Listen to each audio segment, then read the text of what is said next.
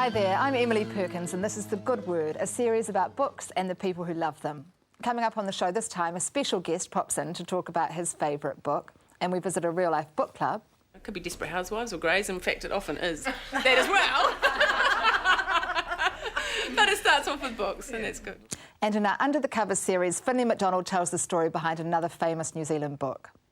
It was very hard for him to write about it because he felt great disappointment. He felt betrayed by some people. But ahead of all that, let's bring on our panel to tackle this week's book. First, our token Wellingtonian, the country's chief censor, Bill Hastings. Hi, Bill. Delighted to be back, Emily. Next, actor, singer and book lover, Jennifer Ward-Leland. Hi, Emily. Hi. And last but never ever least, the thinking person's comedian, Tim Radar. High praise indeed, thank you. This week's book is by Damian Wilkins, who's been winning praise and awards since his first stories began appearing 2 decades ago.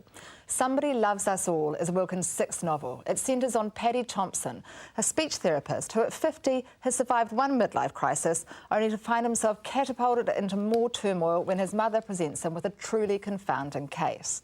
So what have you got to say about this one, Bill? Well, Emily, it's set in Wellington, which is, of course, where I'm from, but it's a very sort of sweet, introverted book mostly about nice people who actually live in the apartment building I live in Wellington. Did you know that when you gave me the book? No, I did not. No. So how's the realistic detail then? The detail is amazing. Yeah. People shop at the same place I shop. They live in the building. He talks about the weather. He talks about dangerous cycling up the Hutt motorway. It's a very Wellington book. So all of this is brought to life in a very authentic way I'd for say you. So, yeah.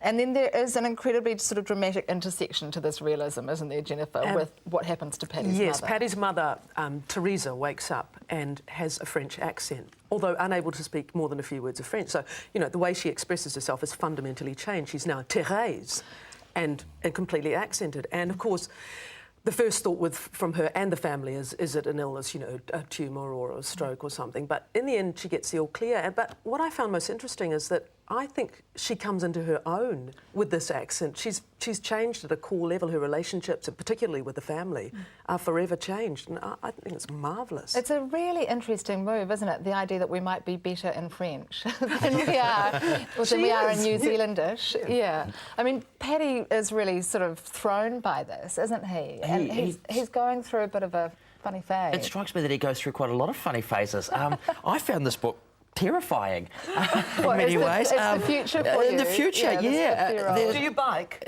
No, and now, He will, though. I He never will. will.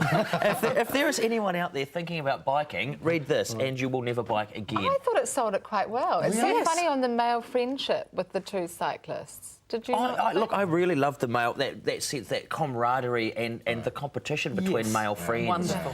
It brilliantly summed it up. And I quite often sat there thinking about my relationship with my friends and where they fit on that spectrum.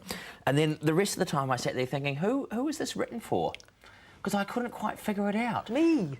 Yeah, exactly. I love Somebody Loves Us All. Yeah, I thought the foreboding was incredible, and his characters are so beautifully drawn. Dora, what is he described? Well, you know, she's got such a sense of entitlement and She's the member of the sort of blended family. That's right, and all those observations of the struggling with. uncomfortable moments in relationships that he expands and explores, like Helena, his lover, his partner, says about the part of the body she doesn't like, which is her neck, and he finds himself watching her in bed, sort of dispassionately looking at the neck, and that it is rather unattractive. I thought that was such a John Updike moment, actually, and I wonder sometimes if, you know, there is this sort of tradition of realist literary fiction that we're not maybe so comfortable with here, but it seems to me almost an American kind of novel. I mean, in answer to your question, Yeah, that's what I think I was struggling with, yeah. If Damian Wilkins lived in America, he'd be having one of those really big careers. Except, I just thought that he describes the moments and the details very well